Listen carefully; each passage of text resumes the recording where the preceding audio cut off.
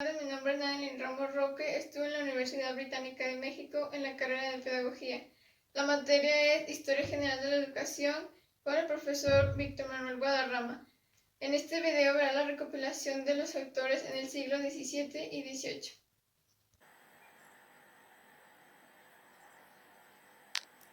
En esta presentación verá los aspectos más importantes de los autores de los siglos XVII y XVIII.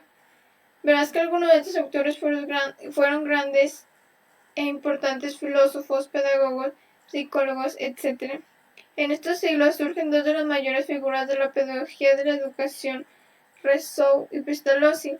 Filosóficamente, en el siglo de la Ilustración, en este momento aparecerán mezcladas las ideas del sensualismo y del idealismo, del empirismo y del racionalismo de los siglos anteriores. Johann Friedrich Herbart. Johann fue un filósofo, psicólogo y pedagogo alemán. Herbart figuró como uno de los personajes contribuyentes de la agitación intelectual de Alemania, esencialmente en lo que respecta a las primeras décadas del siglo XIX.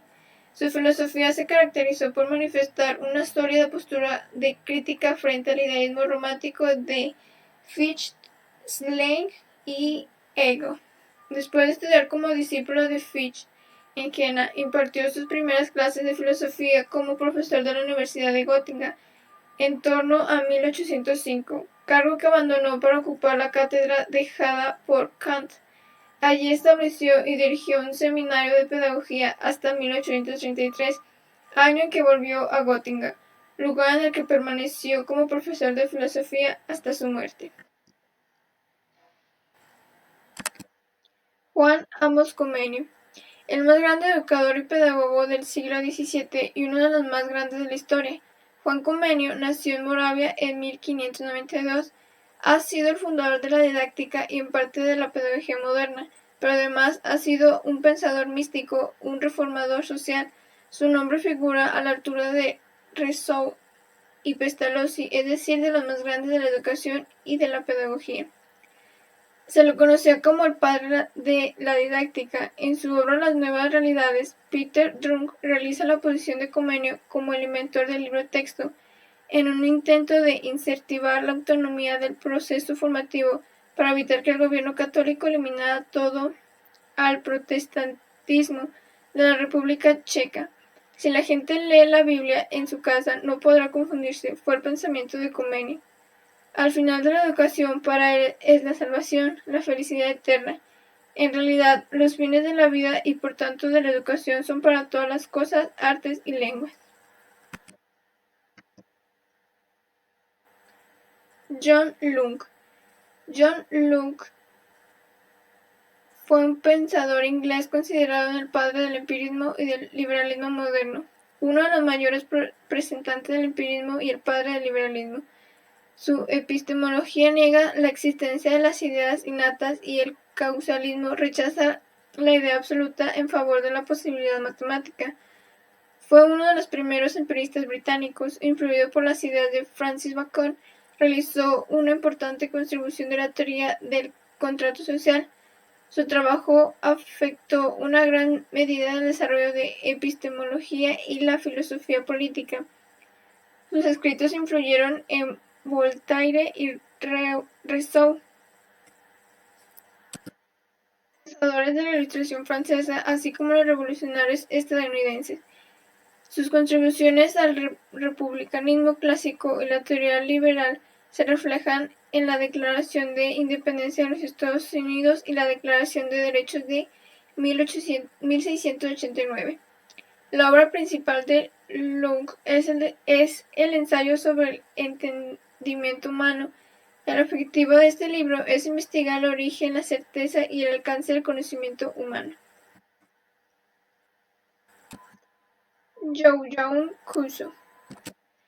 Juan Jacobo Rousseau es una de las personalidades más salientes de la historia de la pedagogía, a diferencia de Comenius o Pestalozzi. No fue precisamente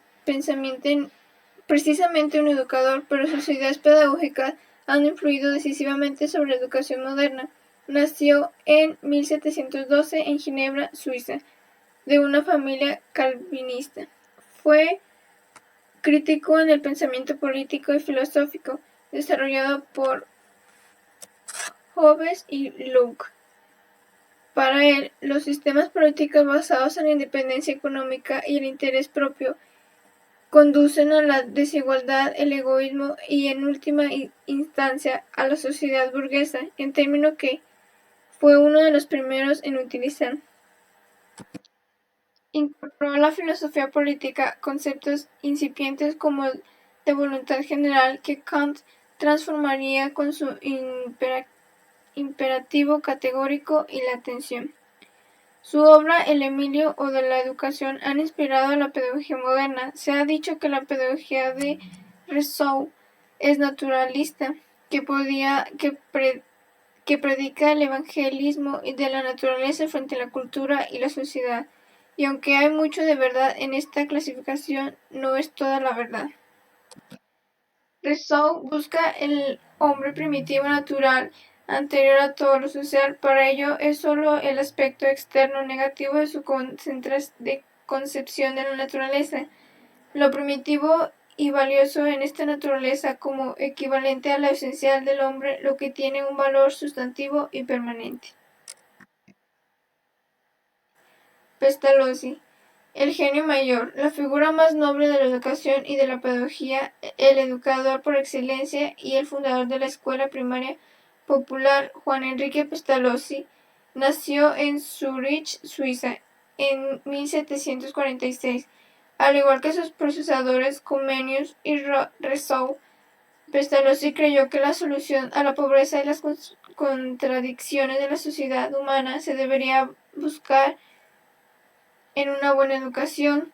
Creía que a los niños no se les deben proporcionar conocimientos ya construidos, sino la oportunidad de aprender sobre sí mismos mediante la actividad personal. Las capacidades humanas que Pestalozzi se refiere se revelan en la triple actividad del espíritu, corazón y mano, es decir, de la vida intelectual, la vida moral y de la vida práctica o técnica, las cuales han de ser cultivadas integral y armoniosamente y no de un modo unilateral y parcial. René Descartes fue un filósofo, matemático y físico francés considerado como el padre de la filosofía moderna, así como uno de los protagonistas con luz propia en el umbral de la revolución científica. Descartes sentó las bases para el racionalismo moderno del siglo XVII. Más tarde defendió por Spinoza, Morange y Leibniz, contrario a la escuela empirista inglesa compuesta por Hobbes, Locke, Berkeley y Hume. La influencia de René Descartes en las ciencias y matemáticas es igualmente evidente. Hizo contribuciones en física y óptica. Su influencia en la pedagogía se debe sobre todo a sus ideas sobre el método, que llegan a construir una de las bases de la nueva didáctica. Empirismo e idealismo, aunque contradictorios en apariencia, se complementan a la educación y dan lugar a la pedagogía realista que caracteriza a esta época. Asimismo, atiende a la individualidad del educado con más insistencia que en las épocas anteriores. Finalmente, en el orden moral y social cultiva el espíritu de tolerancia, de respeto a la personalidad y la fraternidad entre los hombres. Francis Bacon, Londres, 1561-1626. Filósofo político inglés, su padre era un alto magistrado en el gobierno de Isabel.